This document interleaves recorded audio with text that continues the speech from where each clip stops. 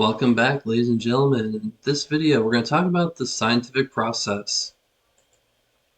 Alright, so we're going to explain the difference between what an observation, a hypothesis, a theory, and a law, and their development using the scientific method. Alright, so science is not truth, it's finding the truth. So when science changes its opinion, it didn't lie to you, it just learns more. And we saw this over and over again within the pandemic as we're finding out more information about it. All right, so performing physics is very straightforward. You observe something happen, you start to question why is this happening or how is it happening. Then you develop an experiment in which you can collect data in order to figure out what exactly is causing whatever is happening to do so. Then you can analyze it and form a conclusion. Alright, so as these things are occurring, a single event explaining what happens is what we call a fact. Alright, when we can explain what is happening for all of those events, then we develop what we call a law, and a law will usually have some sort of mathematical equation that describes it as well. When we can explain why a single event is occurring, that is what we call a hypothesis. Alright, so it's an attempt to explain that single event, like why is it happening. And then when we can explain why all events are occurring, then that is what we call a scientific theory. Now, a scientific theory, again, is explaining why something is happening after multiple experiments are done in order to try and verify and build this theory. So if the theory is wrong, it ends up getting thrown out and we start over. Alright, but a scientific theory is different from what we usually call a theory in the everyday world, where it actually has evidence supporting it, evidence behind it, versus the everyday theory, which is just more of a guess at what is happening. Alright, so a fact is an observed event. A hypothesis is a statement that is attempting to explain that event, and a law is a mathematical statement that describes all of those events. And a theory, again, is a statement explaining the event that has been proven by experimentation.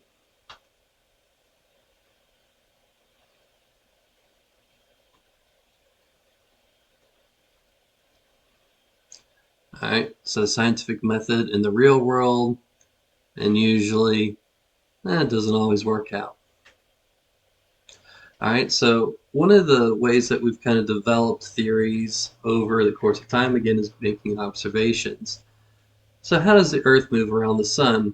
Well, Aristarchus, who was a Greek philosopher around 230 BC, suggests that the Earth moves around the sun, and he was an outstanding observer and based this idea on careful observations, which was pretty brilliant of the ancient Greeks because they had to pay close attention.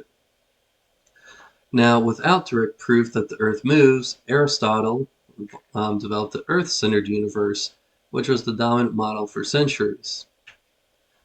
Alright, and then in 1543, Copernicus outlined his theory of the universe in which the Earth and other planets rotated around the sun. And of course, not many people liked that too much. And then Galileo also observed phases of Venus, which then proved Copernicus to be correct, and again, a lot of people didn't like Galileo for saying so, upending centuries of tradition. Newton came around and developed the mathematical model that accurately predicted the motions, which we call universal gravitation. However, Newton's accuracy with his equation was not good enough for some weird planets like Mercury. There were times when Mercury was going too fast and other times too slow. Einstein came around and increased the accuracy of planetary motion with his theory of general relativity, which has been proven time and time again through different experimentations. Alright, so basically Aristotle said a whole lot of stuff back in the good old ancient days that ended up being wrong. Galileo and Newton came along and fixed things up. Einstein kind of broke everything again. And now we've got it basically all worked out except for the small stuff, the big stuff, hot stuff, cold stuff, fast stuff, heavy stuff, dark stuff, turbulence, and the concept of time.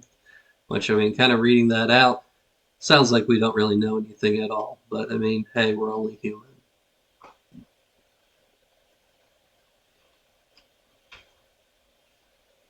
All right, so now that as you've taken these notes, make sure you review your notes, make sure you understand your definitions, and go and complete the Section 2 concept check.